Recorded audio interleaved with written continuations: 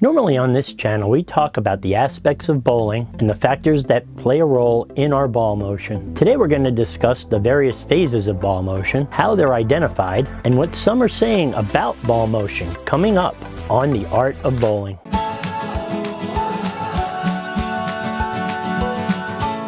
Hi, I'm Coach Arthur. Welcome to the Art of Bowling channel, where we discuss tips, tricks, and techniques to help you bowl your best. While attending the third biennial World Bowling Coach Conference, I was very much looking forward to Rod Ross's descriptions of ball motion. I couldn't wait for him to explain skid, hook, and roll, and where and when they happen on the lane.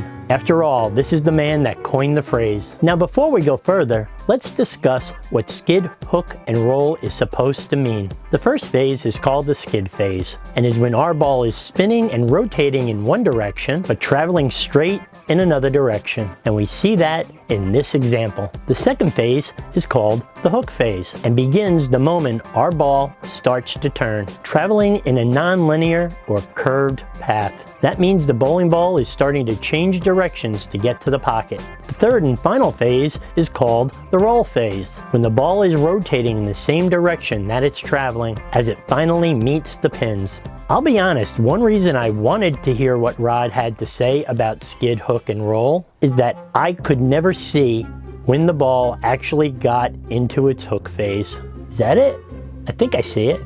Maybe. I don't know. The skid I could see, but the ball would hit a spot and turn on me. Maybe I need new glasses, preferably ones with anti-glare. Yes, I do read the comments, and I do plan on getting anti-glare glasses the next time I need a prescription filled. Anyway, getting back to the lecture, he even admits one of the hardest things for his students to see is the start of the hook phase. Then he said something that perked my ears up and rang my brain bell. My brain bell sounds like the old Nokia ringtone, by the way.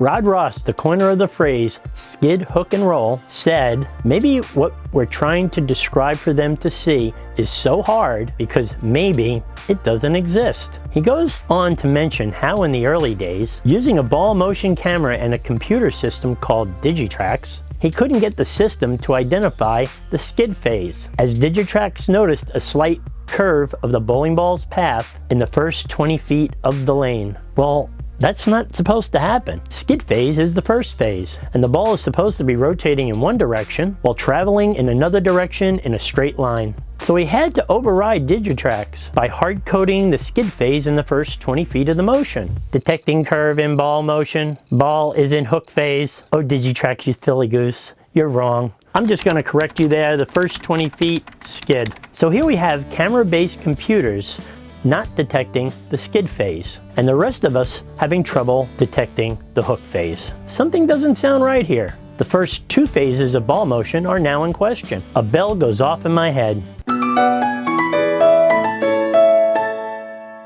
Could it be I was not seeing what I was not seeing? That possibly there is no defined beginning of the hook phase, because there is none. Well, what about the last phase, the roll phase? The roll phase is defined as the ball spinning in the same direction and at the same speed that it is traveling. In other words, there is traction with the roll. A bowling ball can be spinning in the same direction that it's traveling, but if it is spinning at a different speed that is moving down the lane, there is no traction, therefore it is not rolling. Similar to a car stuck in the snow. So maybe we've been teaching ball motion phases incorrectly. Maybe it isn't skid, hook, and roll after all. Maybe the phases of ball motion are slide and roll.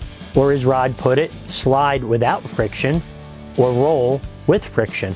Okay, let's put things into perspective. So our ball motion may not be skid, hook, and roll, and instead might be slide and roll. How does this change the way we perceive ball motion? And how does this affect our progression in bowling? Well, we really don't know the answer to that yet. And as the presentation was concluded, we were left with this quote: "Change does not always lead to progress, but progress does not happen without change." What are your feelings on the new way of thinking about ball motion? Let us know in the comments below. And as always, thanks for watching and see you on the lanes.